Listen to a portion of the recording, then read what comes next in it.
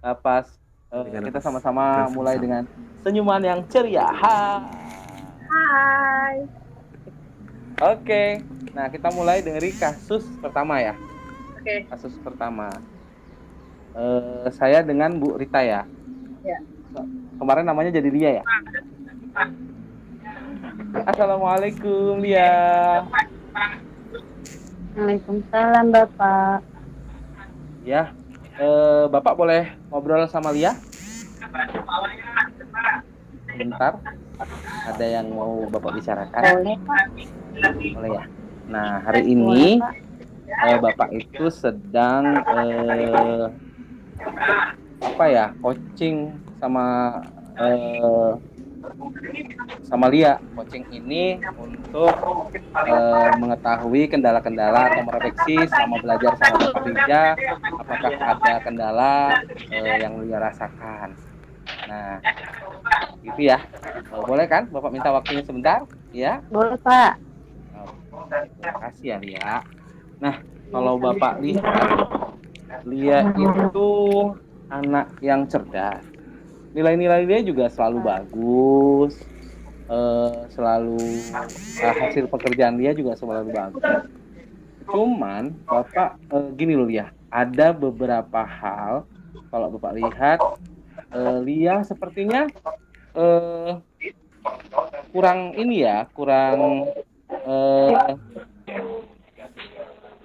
suka gitu kalau ngerjakan sendiri gitu, kalau Bapak perhatikan. Apa betul seperti itu Lia?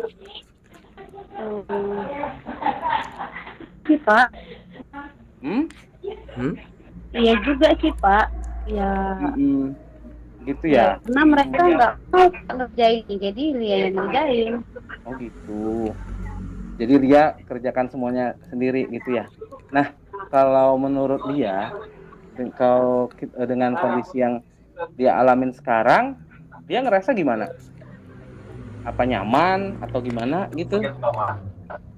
Kalau misalnya untuk bisa memenuhi tugas nyaman, tapi kalau lihat teman-teman yang kadang mereka nggak suka, kan nggak suka ya. itu, kiranya dia sombong atau. Jadi Tapi ya dia kerjain juga, gimana itu ya Pak?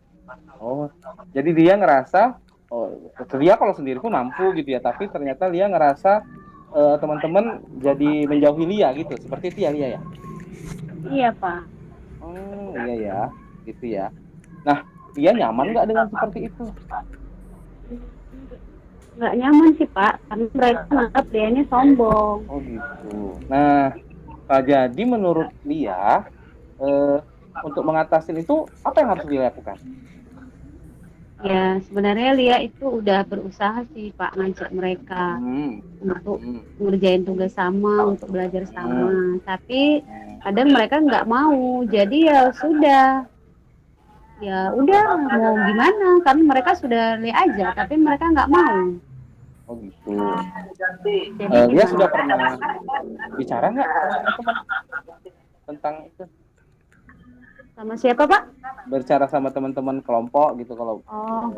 Ya bicara juga, woi kerjailah woi gitu kan.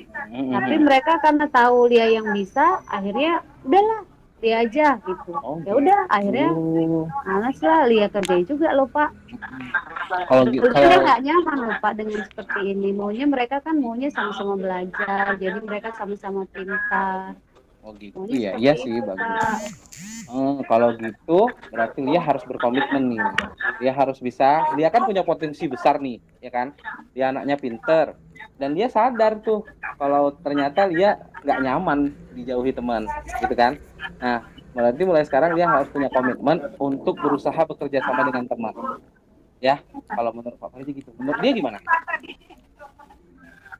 Iya Pak, cuman kan masalahnya juga dari mereka, maunya ya mereka lah Pak ngerti gitu bahwa itu kan untuk bersama. Jadi walaupun dia ngerjain, mereka kalau mereka mau aja, pasti dia juga membuka diri untuk ngajarin.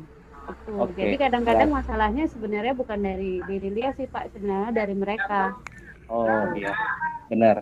Sebenarnya tapi kan Lia, sebenarnya kalau nanti Bapak yakin Lia akan lebih luar biasa lagi kalau Lia bisa menjalankan komitmen untuk bekerja sama dengan teman-teman. Karena kalau Lia bisa bekerja sama dengan teman-teman, ini nanti sangat berguna bagi dia untuk di masyarakat, untuk di dunia kerja juga nanti Lia pasti akan bekerja sama dengan orang lain. Dan Bapak senangnya sih Lia itu sudah paham gitu kalau ternyata itu nggak baik.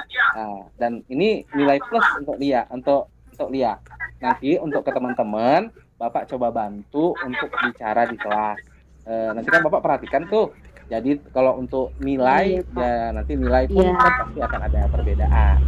Karena kalau nilai pengetahuan kan biasanya nilainya sama, karena itu kerjasama. Tapi nanti Bapak akan ada lihat dari nilai keterampilan. Dan itu nanti akan Bapak sampaikan di kelas. Mudah-mudahan ini bisa membantu teman-teman yang tidak, yang cuek-cuek tadi itu, bisa jadi lebih bersemangat. Tapi Bapak yakin, tapi Lia harus komitmen ya nak.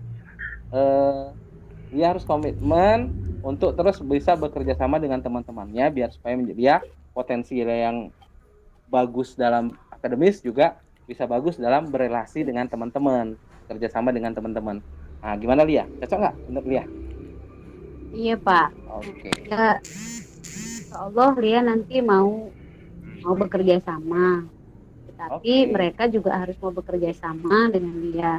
Yang pasti dia udah membuka diri untuk sama-sama mengerjakan, bekerja sama lah Pak intinya.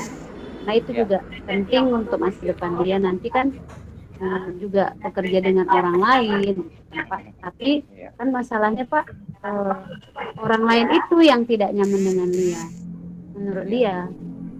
Nanti Bapak untuk yang ke teman-teman, Bapak juga akan coaching juga seperti Lia ini. Bapak akan coaching juga sama teman-teman, ya kan? Biar supaya teman-teman juga punya motivasi yang sama seperti Lia.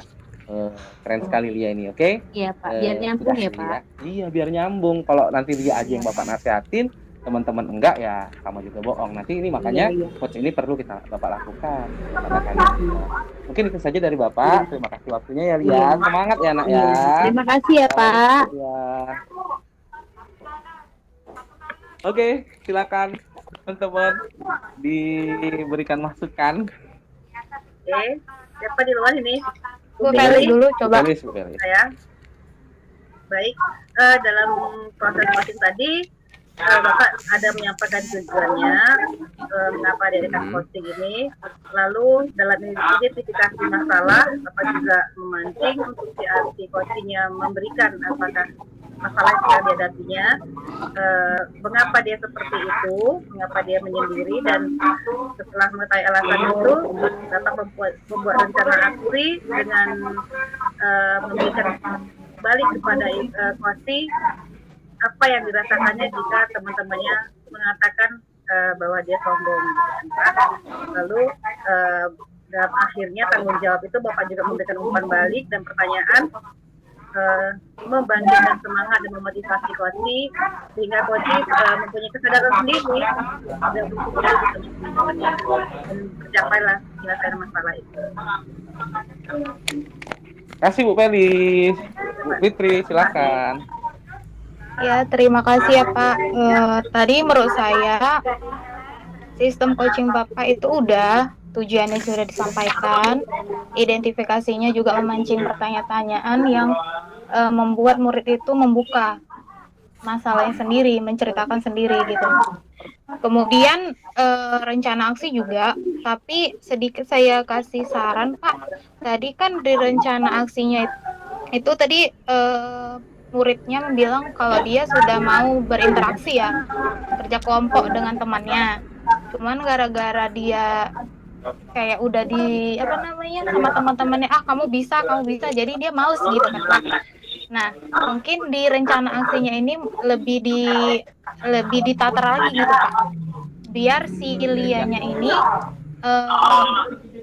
enggak mempikiran udahlah sama aja, nanti pun saya kerja kelompok juga tetap saya ngerjain gitu kan.